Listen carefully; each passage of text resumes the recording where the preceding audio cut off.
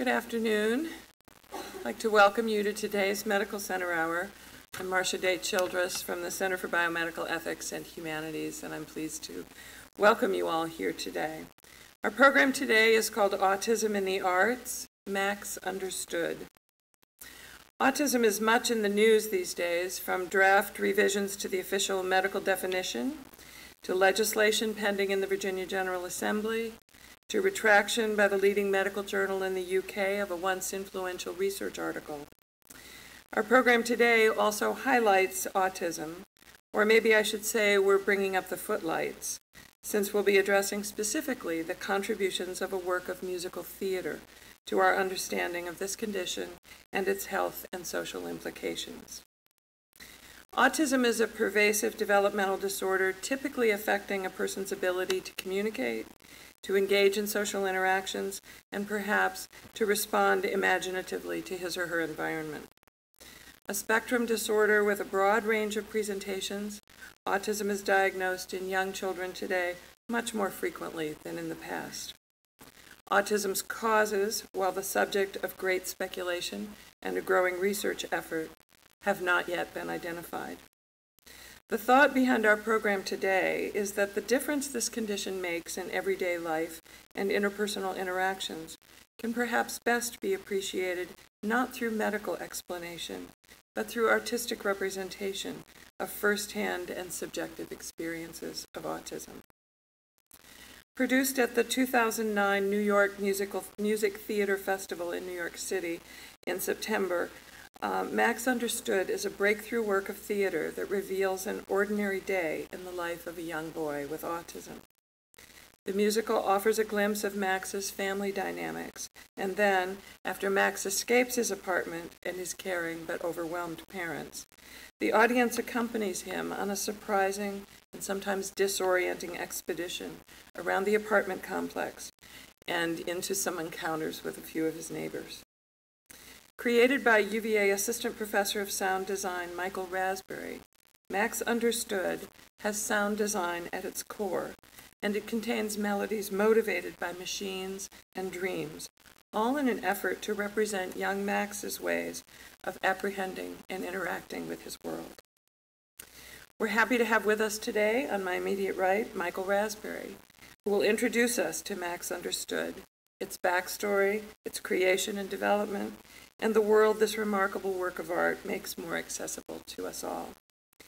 And I'd like to welcome Michael, and also on my far right, I'd like to welcome UVA child neurologist Dr. Robert Rust, who will offer a brief response following Michael's presentation. You'll find brief biographical sketches of both speakers in your handout, and then I'm sure that we'll have some time at the close of the presentations for discussion with you of this work and the subject in general. So we'll start with Michael. Hello, everyone. I do teach sound design in the Department of Drama, and when people ask me what I do, and I tell them I'm a sound designer, I immediately get a blank stare, like, yeah, sound designer.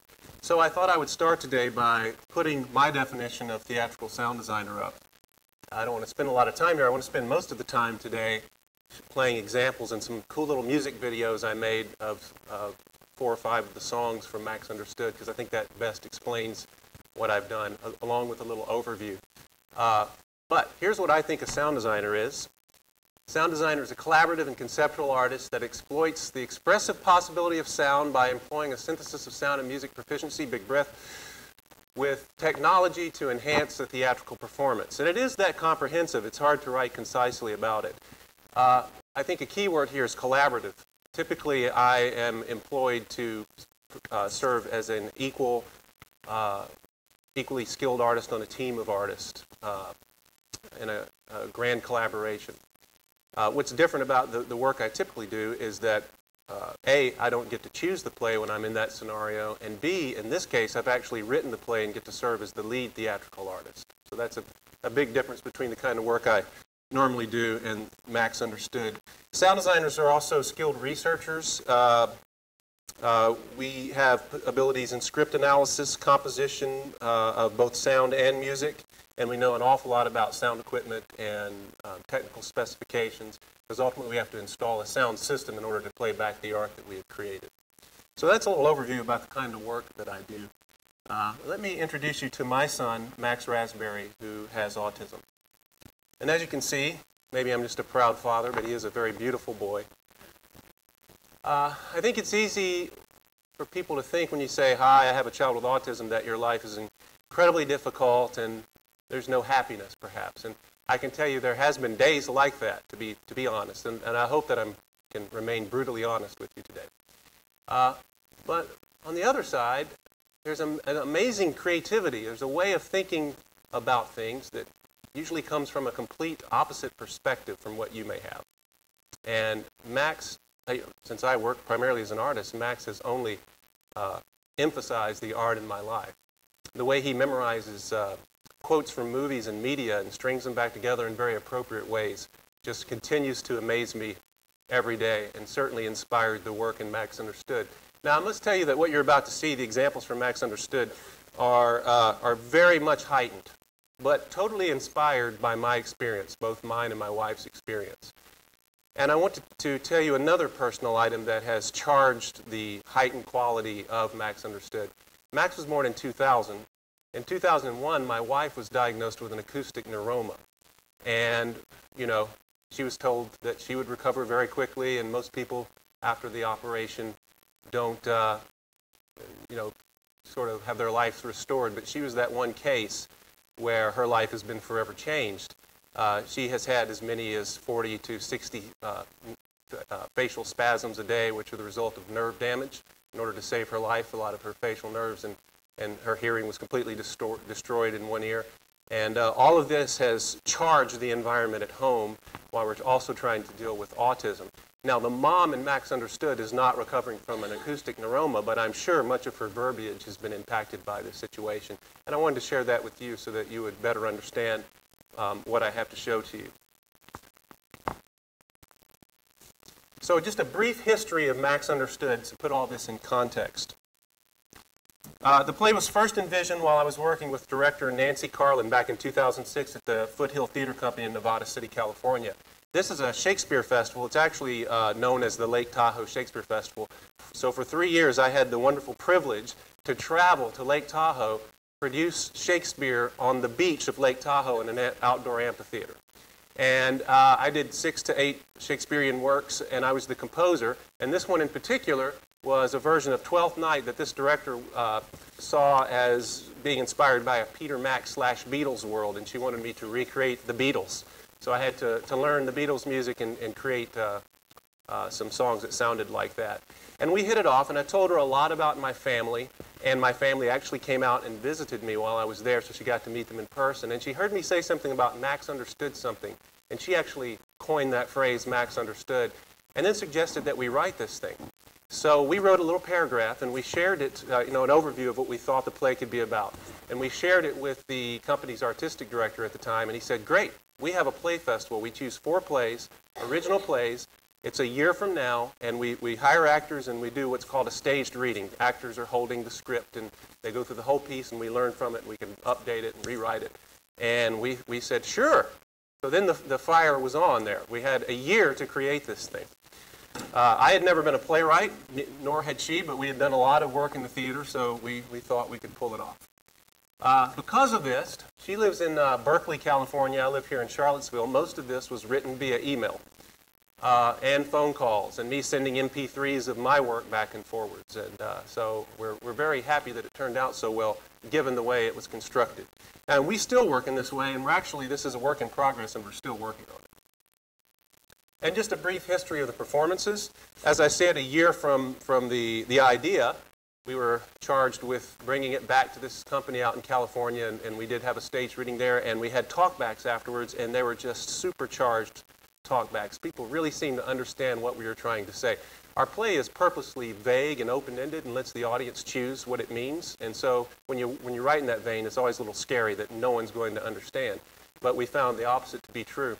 Then exactly a year later, we submitted it to the more nationally recognized Eugene O'Neill National Music Theater Conference, and we were one of 4 plays chosen out of hundreds.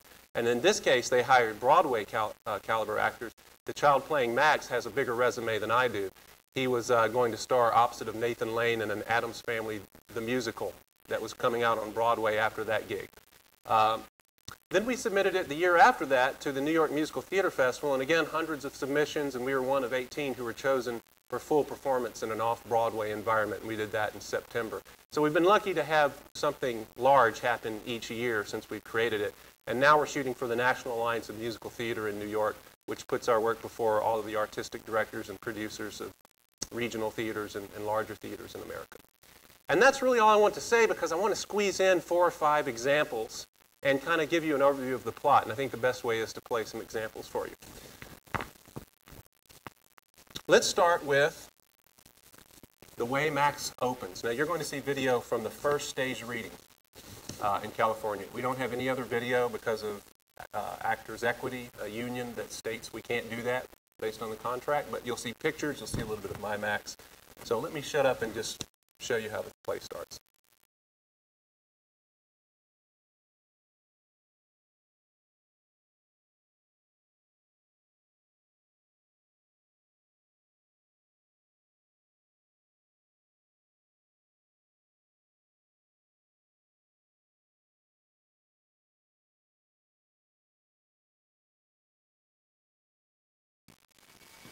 Scene 1.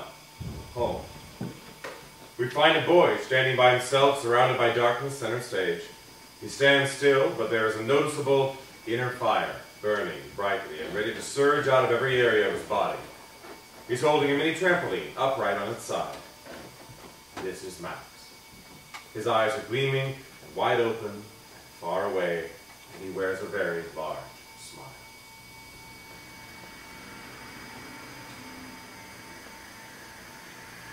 It's alright, don't you worry about a thing. It's alright, don't you worry about a thing.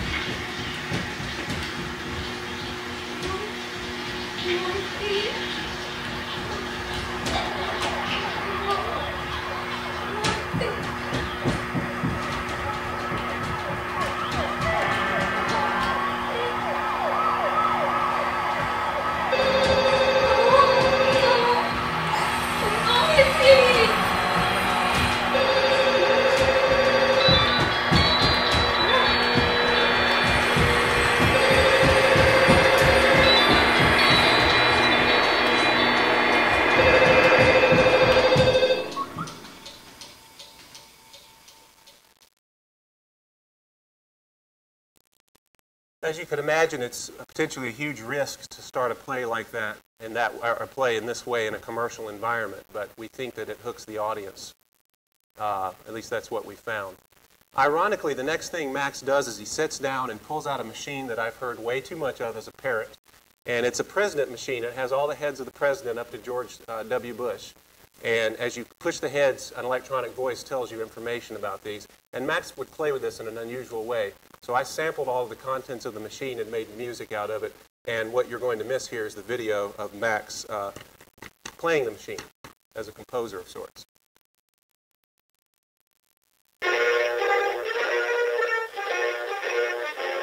Welcome to an interactive visit with the U.S. President. Press any button to begin.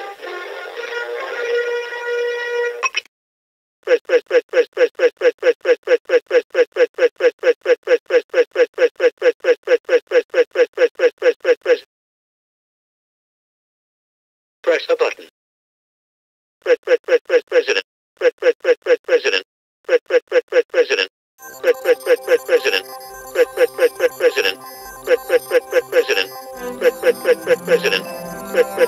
President. Press the button. President.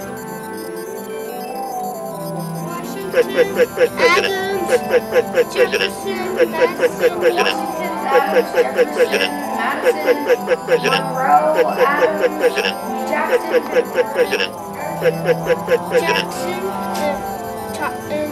President. Press the button. Pearson and Tyler and President. President. President. President. President Millard Fillmore served as the 13th President of the United States from 1850 to 1853. Fillmore was a member of the Whig Party. President Millard Fillmore served as the 13th President of the United States from 1850 to 1853. Fillmore was a member of the Whig Party.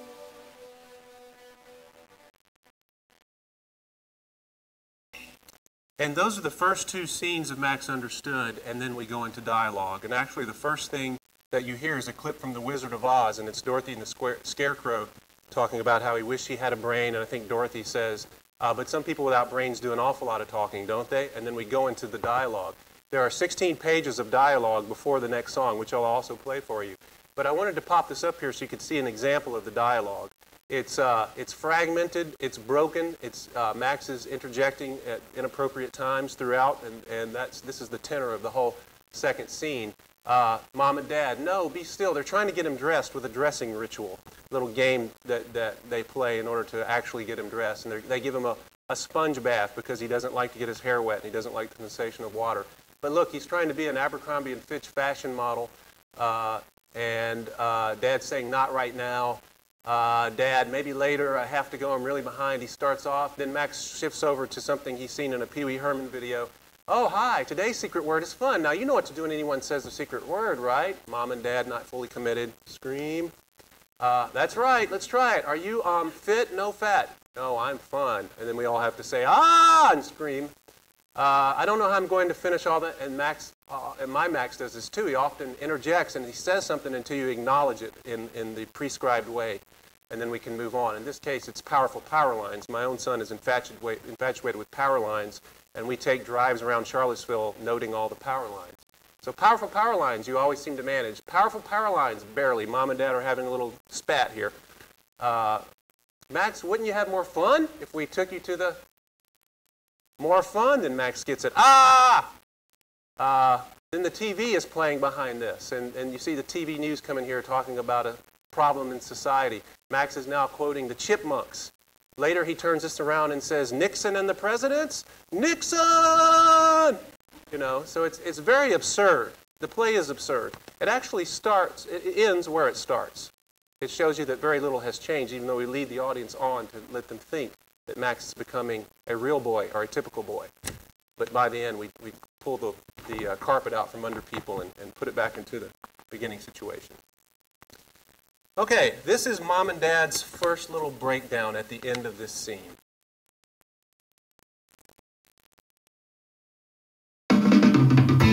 With Nutri-Scheme, you can lose weight while you eat.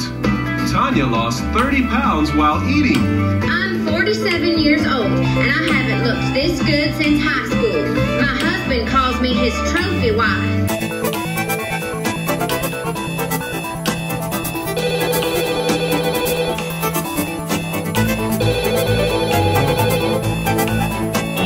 Trophy wife. That's bomb.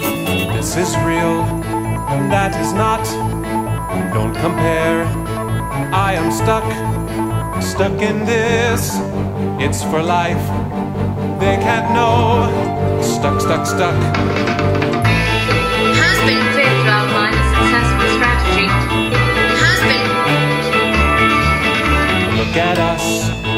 I'll admit I've checked out just to cope. Paralyzed, my mind's fried. Stuck, stuck, stuck. Stuck, stuck, stuck. The problem is really society. Here you go, sweetie pie. A thing called see and avoid. Let's put this shirt on. Now, the problem is they're blind spots. There you go. And neither of them see anything. No, we'll do Abercrombie later. Don't deal in blame. Blame, blame, blame. Wish I could make it good. Gone so wrong, can't repair. Paralyzed, my mind's fried. Fried, fried, fried. Stuck, stuck, stuck. Fried duck, blame, fried duck, blame, fried duck, blame, fried duck, blame, fried duck, blame, fried duck, blame, fried duck, blame, fried duck, blame. Mom later on in the play asked Max if he would like to fold laundry with her, and he doesn't respond. So she goes into her own laundry world. She starts singing with the rhythm of the washing machine. And at this point, Max quietly packs his bags, all of his toys, and goes out the front door and leaves without an adult. And that's when the second half of the play begins.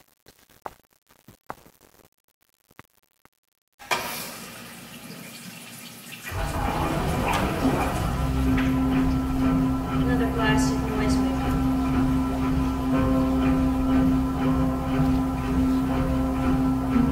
If I could hold the beautiful boy, need to connect.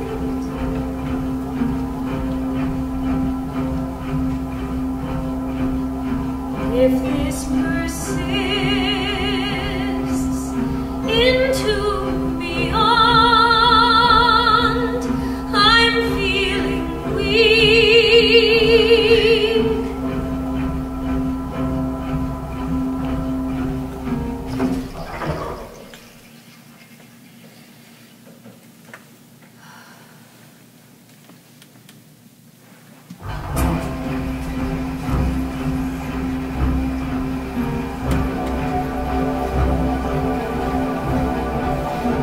If I could cut the ribbon that holds my helium down, if I could fly furiously until this life was just a dot. Who would look up?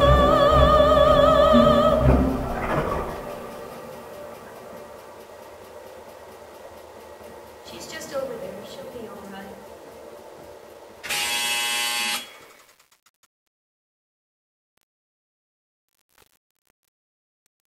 From here, Max goes outside by himself, and then he gets accosted by 3 children playing outside who later take on the lives of more mythical creatures.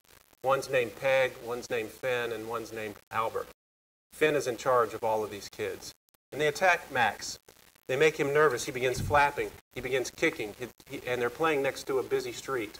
And he kicks his shoe out into the street, and he's oblivious to the cars, so he goes out to get his shoe. And you'll hear a car screeching. And at that moment in the play, everything changes drastically. And it's kind of like when Dorothy gets hit on the head in The Wizard of Oz, and she goes into this other state of consciousness.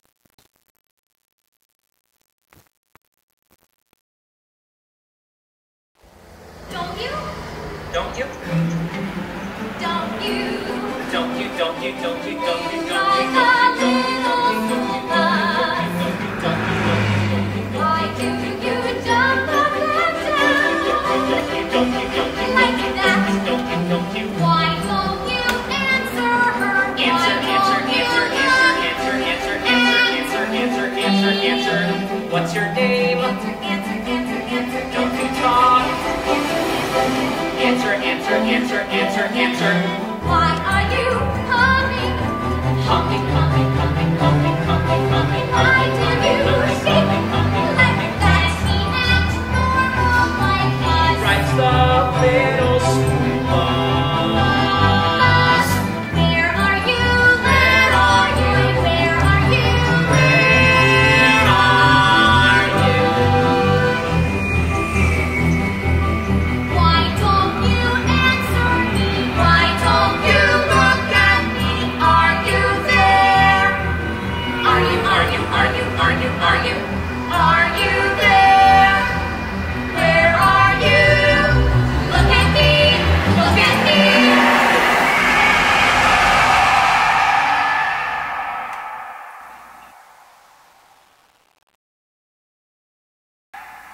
everything shifts drastically at that point. Now I'm going to skip the rest of the play and go all the cool stuff and go to the end. But I do at least want to pop up some points so you can follow me along in this story. These are the scenes 4 through 9 in the play. At this point, this groundskeeper named Monk, Homunculus Jones, homunculus is the little man within, appears and hands Max his shoe back, and he's wearing the same red Crocs. He tries to communicate with Max, but Max just sort of mimics him and doesn't really communicate with him. But they seem to have a friendship developing. Monk follows Max at first around the apartment complex, but later as the friendship develops, they travel together. The first person they meet is this Peg character, who is one of the kids who was just singing. And she's a heavy-set, about a 12, 13-year-old girl, and she's hanging clothes to dry for her mom. And she hides her weight problem by wearing really cool, expensive clothes, and the other kids make fun of her because of this. But it turns out that Peg is actually Pegasus, and even though she's heavy-set, she can fly. So sort of a don't judge the book by its cover metaphor going on here, which is what I'd like people to learn about autism as well. There's a normal person inside, trapped behind this wall of this disorder, and I've seen it to be true. So this is like also an early developmental stage, you know, motor coordination and those sorts of things. Some of the aspects we see delay in children with autism. And so they sing a song together and fly around for a little bit. Then Max meets this sort of nerdy character named Albert, after Albert Einstein, who probably has Asperger's syndrome, and he hangs out at the dumpster and reads old books that people have thrown away. And he impresses Max because he knows a lot about the presidents from a book he has that he's found that goes up to President Johnson. And then he's also a gangster rapper. He suddenly changes into this really cool version of himself and has this excellent rap about Mount Rushmore and the 4 presidents on Mount Rushmore. And then during the story, woven in and out of these stories that are going on here, Mom and Dad are trying to, quote, find their son, but they can't find him because they have not entered his world yet. And the kids actually turn on the parents, too, and give each of them their own little respective experience with autism. And they each have songs in which they break down and begin to flap and begin to act autistic, whatever that means. And once they reach Max's state, Monk sort of guides them through and explains to him that they can now find him. And that's about 20 or 30 pages worth of material there. So I have the song, which is a key moment when Mom and Dad realize, wait a minute, this is what autism is like? I kind of like this. I don't want to escape this feeling. All my responsibilities are out the window. I'm childlike. And they almost get stuck there themselves. But the only thing that brings them out is knowing that they have to care for Max and move him along on his journey. And this is the song that they sing, which is driven by Monk. Now, myself and my co-writer are singing all these parts, so again, I've put the lyrics up here for you.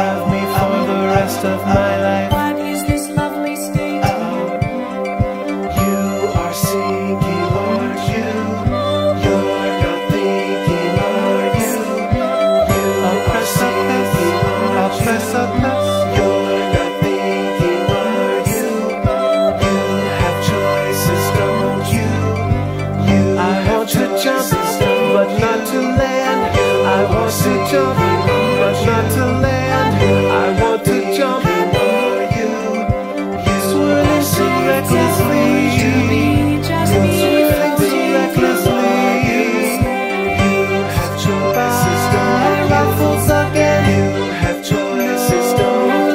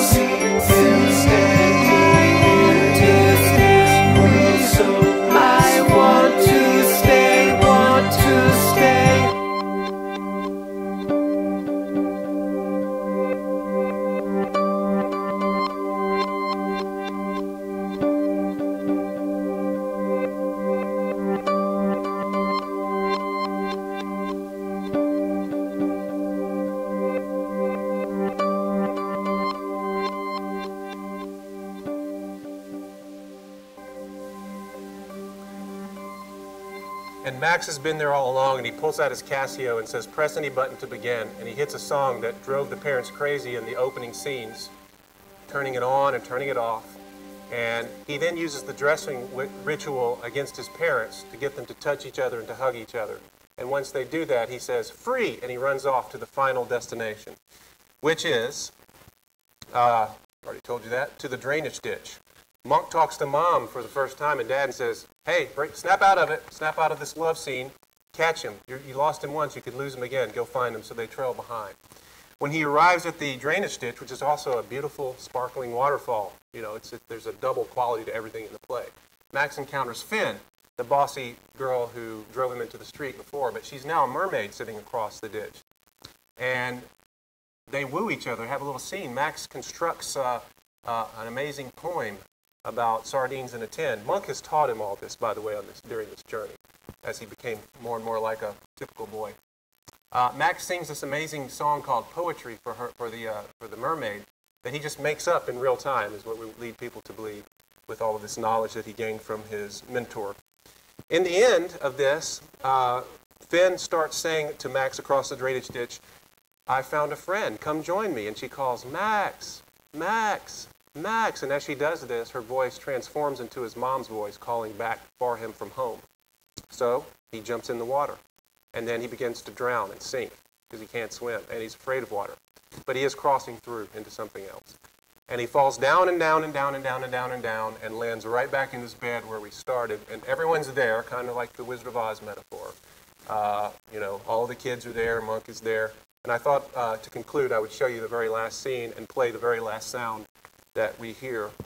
The first thing that happens is the lights restore back to the original lighting from the beginning of the play, and Max says, you and I are going to be presidents, and Mom can be first lady, and we can sleep in the White House, and in the morning we can get in the president's car and drive to the mall and go to Abercrombie and get pine cones and pipe cleaners, and then Grandma can make pancakes like SpongeBob. In the morning she can call for Gary Snell and says, Miss Tufty, and for dinner we can have holographic meatloaf like Plankton, which is very similar to what he said in the beginning of the play. And the audience is probably confused at this point. What happened, if anything? Dad says, Max is. They're just glad to have him back. Mom, Max is. Together, we love you, Max. And then his friends are there. Pegasus, Einstein, Fishface. Is he better? Now, all of this is underscored with a song. And everyone breaks into this one phrase, singing, this is normal. We're glad to have things back to normal. Dad, Mom, Max is perfect. Dad, Max is Max. Max. Max is. Mom and Dad, Max is Max. Max says is. Then Mom and Dad sing This Is Normal. Monk shows up and hands him his president machine, which was lost during this journey, which kind of connects anti-reality back to reality. And Monk says, you are. Max says, I am. And for the first time, he uses we. And that's the only change that has happened on this entire journey. We are. And all sing This Is Normal. And then Max picks up his president machine and says, I turn it off. And he turns off the play.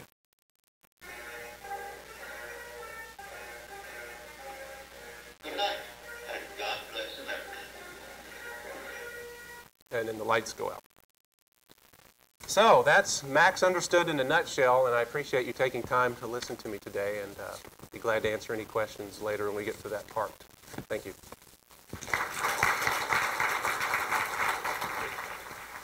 I have very little to add to what was just shown to you because the message is so important and so much better done than what I might do. The subject is a complicated one, but the important points that were just made seem to me to really get to the heart of the matter. We don't understand everything we need to understand about autism or the spectrum disorder.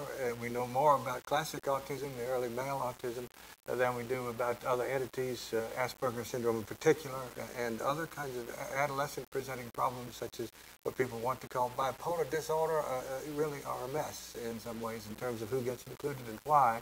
But we need to know more about these things, as it turns out. There are peculiarities and sensitivities that are so striking, and some of these were emphasized to you. Some of these, of course, melt into the general population. Things such as sensitivity to noises, which is so much more profound oftentimes here, but lots of people have this sort of thing. Sensitivity to change, it's another thing. And to aroma and food texture, the peculiar common thing of wanting foods to go to room temperature instead of eating them warm or cold. stereotypies and repetitive activities, but these do blend into the general population, and we don't know exactly how to distinguish these things, and they do tend as well to characterize men. Now, this audience is 80% women, so I won't have any difficulty convincing you that men behave peculiarly in lots of settings, and that may be part of the vulnerability, because this is a disorder that's chiefly seen in boys and men. We have disorder in young ladies and women as well, but it has a different character to it. And men tend, for example, we found out now that rocking is a male activity. Lots of males do this sort of thing. Men may have stereotypies. It can be quite peculiar, but they keep them to themselves. We only find this out after considerable asking in boys that have only stereotypies and no autism, that they'll tell us something about this sort of thing and be just a little bit ashamed of it, but have never told us before, or the child that has the same thing. So these things do blend into the population. There are strong feelings about autism, and there are lots of reasons for this that you can understand without me trying to explain them. It's a mysterious and mischaracterized disorder. Its natural history is not fully understood at this point. We understand it better in the kinds of autism that affect young ladies than in men, and we understand it better in classic male autism as well. Strangeness in this disorder is quite variable, but it is a unifying thing, and you can find so many features in small children, but you can find, and in older ones, but you can find intellectual gifts, things that are called splitter skills. It's almost always found, in my experience, that young boys with autism have extraordinary knowledge of geography in terms of recognizing it. Now, we look at the glance of boys as representing, with autism, as representing a lack of attention on faces and other people, and looking around, there's a particularly characteristic sort of eye disturbance, meaning it's different from other people, really, and we need to bear that in mind. But if you ask the family whether this child has been taken to some place, has been once before, 8 years before, in a different season, did he recognize such a place? And almost always the parents will tell us, we didn't know how he did that. So there are large collections of knowledge that young men with this disorder have. A reason that people are upset, of course, is that there appears to be an epidemic of this disorder. It's rising in numbers, and this is very troubling. Many of us feel that this has a considerable amount to do with relabeling, but there may be other things, and we just simply don't know because we only have the numbers, and we don't really have the character of the populations that make them up. You can see how much this has risen as a diagnosis compared to epilepsy and cerebral palsy. You can see that there's an age wave in terms of children between 5 and 14 years of age. This is important in terms of understanding the epidemic, because these tend to be the later presenting cases where Asperger and other kinds of things are present, and we may be far more sensitive than we once were. When I was starting out in this business, there are many patients that I now diagnose very quickly that I wouldn't have many years ago. So we'll skip that. There's cortical change that takes place that colors this. This has something to do with the evolution of the other forms of autism, so that actually the brain is changing and developing over the course of about 25 to 30 years. The intermediate period when we have a decompensation in children or young men that are labeled with Asperger or with autism is during a period when we have another disease going on, adolescence. It appears as a disease to us because it's difficult to manage, and it's actually a normal developmental stage, and we must try to consider the autistic disorders as being a normal developmental stage with a little bit different setting and context. There is in this anger a lot of idea that perhaps somebody ought to be blamed for this.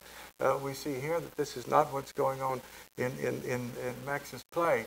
But there's anger, and there's a wonderful woman out there, Camille Clark. She has a thing that you might want to look into sometime. She's called the Autism Diva, and she makes the point that the children are wonderful in their own ways. They're different than other people in some ways, but again, mostly women in here, you know that men are strange in the first place. It's difficult to communicate with them. They like control. They have their own peculiar intensity about what they believe in. They collect peculiar things that you can't understand why. And in the difficulty of raising a child with autistic disorder, oftentimes marriages break up. It seems to have something to do with communication that breaks down, and there are ways in which we can try to help to prevent this, because both parents have something to offer, as in raising children in general. I give this card to my parents to present to people if the child is having difficulty in a particular setting, so that they can hand it to somebody and say they don't really know what in the world they're talking about, especially relatives who think they know the answer right away.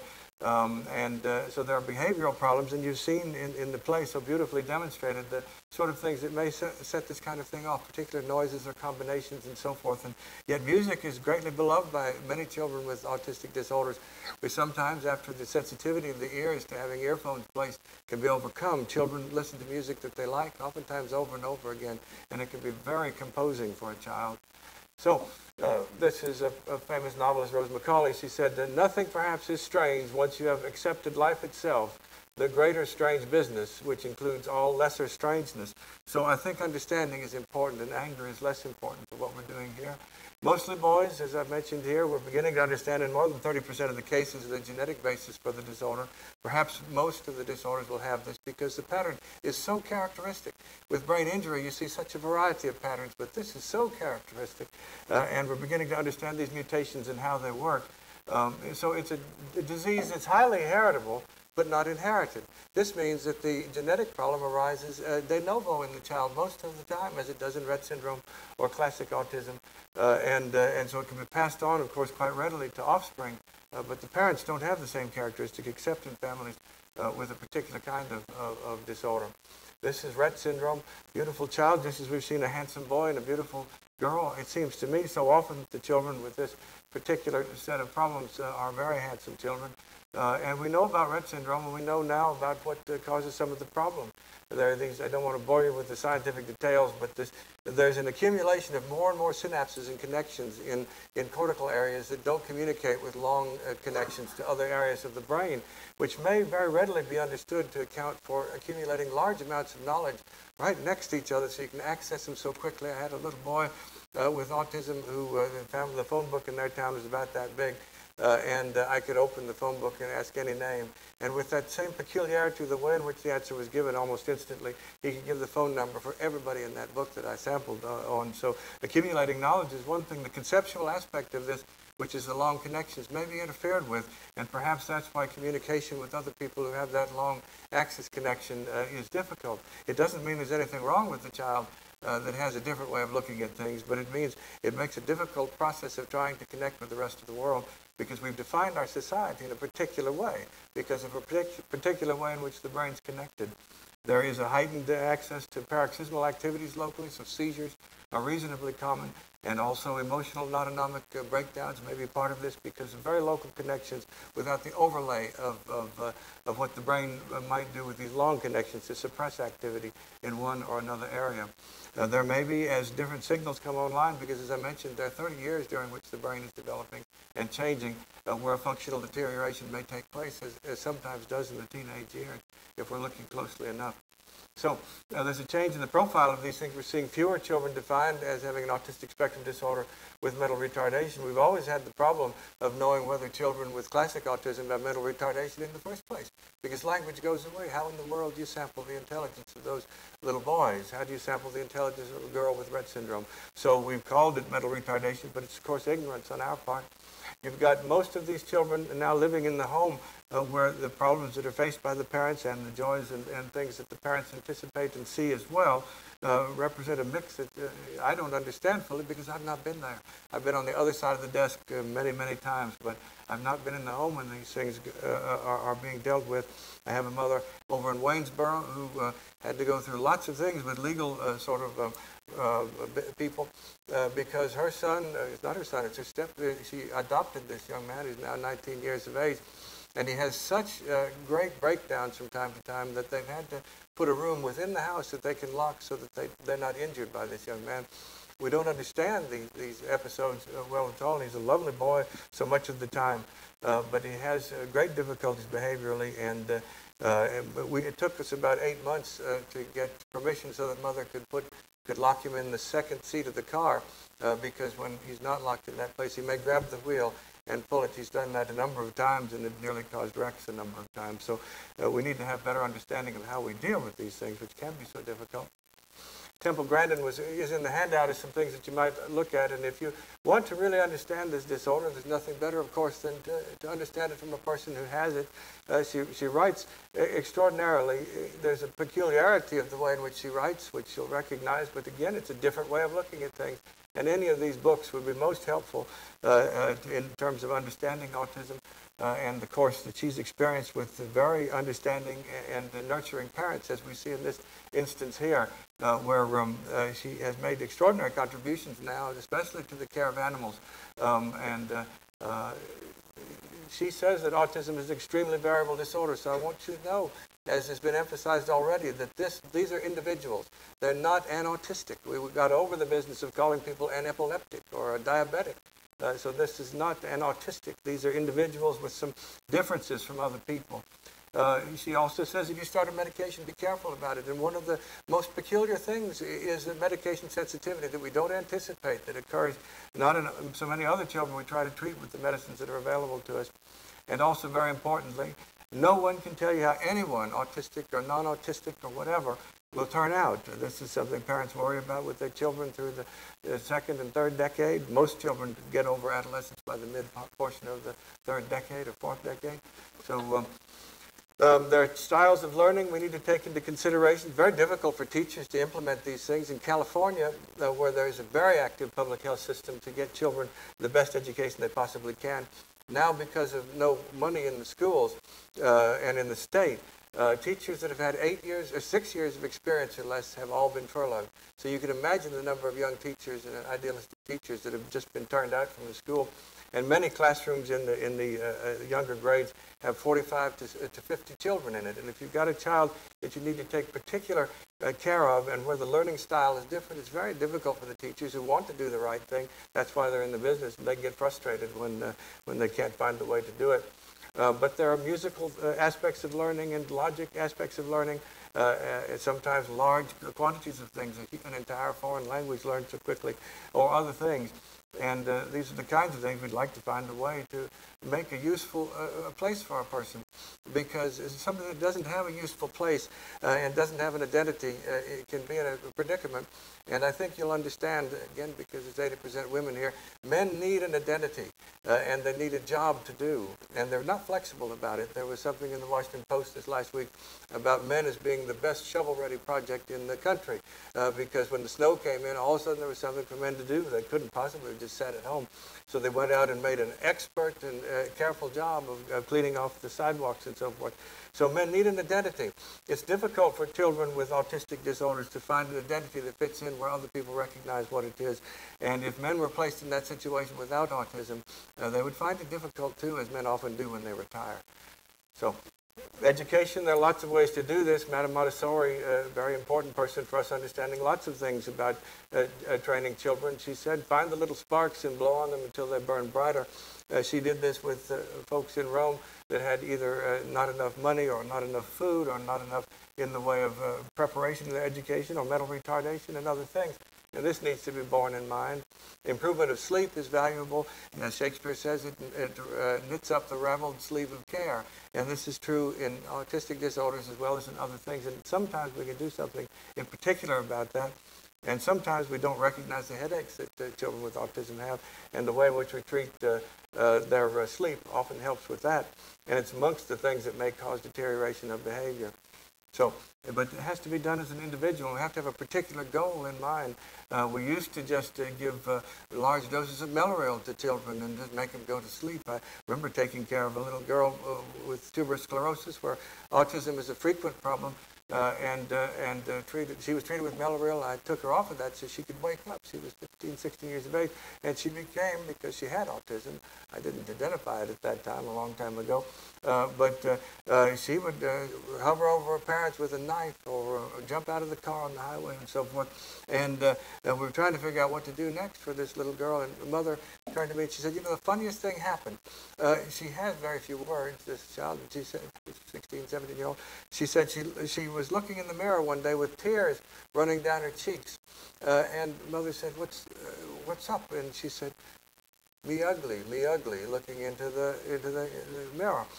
This child was depressed, and we'd overlooked it for all that time. And so we have to look for things that we understand and know how to treat. But medication sensitivity is a big issue that we've got to be very careful about in these active things. So there are lots of important questions we need to learn, but one of the most important one is to accurately and reproducibly and usefully make the autistic spectrum understood in ways other than the most obvious characteristics. And much of our reliance to this point has been on those most obvious characteristics.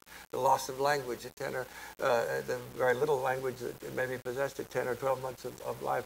Peculiarities, again, that I mentioned to you. But we need to understand these things better and what the capabilities and potential of children is and how we approach that, like the little embers that Madame Montessori said, and blow on them and make them burn brighter. We want to have some types that lead to tailored evaluations for cause and effects, the evolution of drugs that might be helpful without the sensitivity, specific nurturing interventions, as we see are already going on in Professor Rasbury's home, and which he's teaching other people about.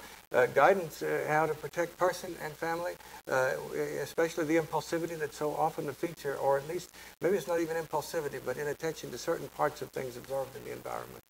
And some predictable evolution of the problems that may be faced, and what the sensitivity of the child may be in terms of treatment. So each one of them is an individual. Each one of them is a beautiful individual, and that's what I wanted to speak about today. Thanks very much.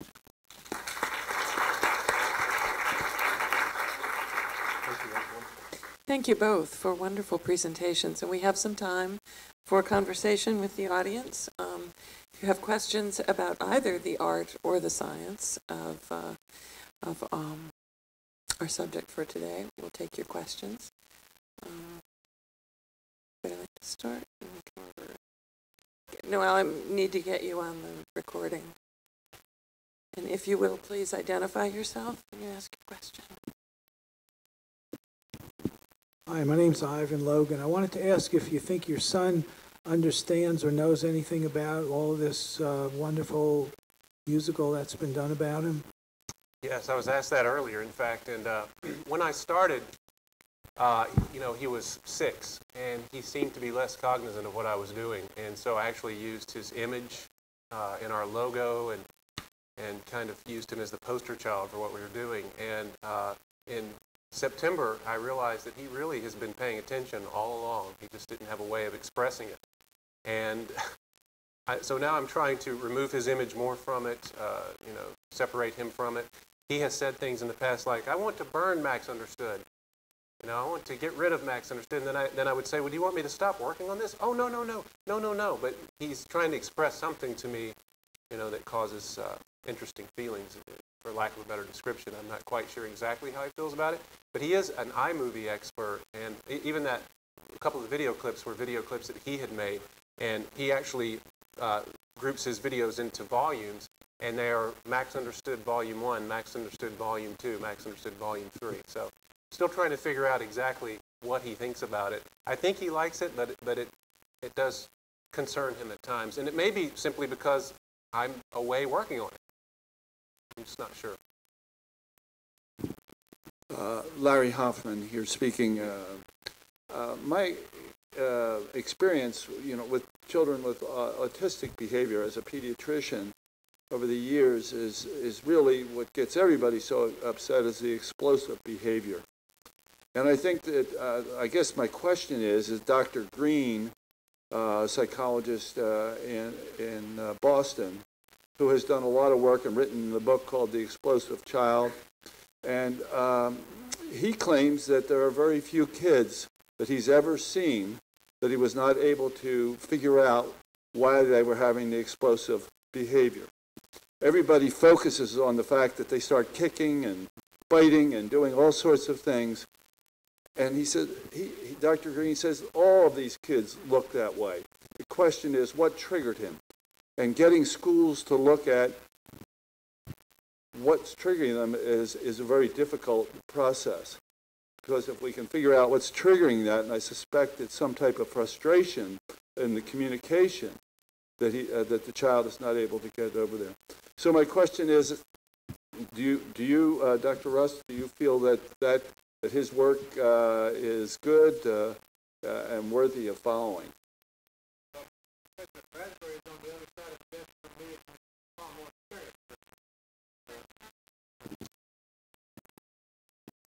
Rasbury has far more experience than I do because I'm from the side of the desk that listens to what parents can tell me about things. But I think there's a great deal of truth to it. But I'd like to know what Professor Rasbury's idea is here about that. Well, I agree with that statement that I typically can tell what may be agitating my son, but I will say that it took 7 years for me to figure it out.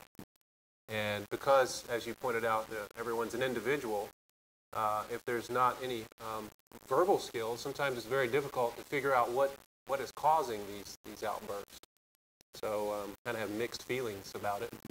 Dr. Green feels that when you're particularly looking at kids within the classroom who melt down, there's about 6 or 7 things you need to look at. And he said it's really not that difficult if you look through. Oh, sure, yeah. And so stimulus. Yeah. The lights are too bright. The room is too reverberant, and there's too much noise.